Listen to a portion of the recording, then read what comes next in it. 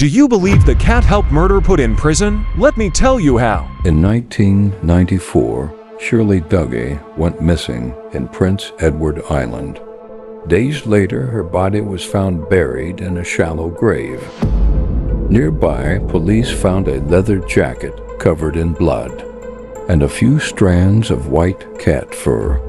The fur matched Snowball, the cat owned by Shirley's ex-husband, Douglas Beamish. Scientists used cat DNA for the first time in history, and it proved Beamish was at the scene. Beamish was convicted, and Snowball, he became a forensic legend. Subscribe for more.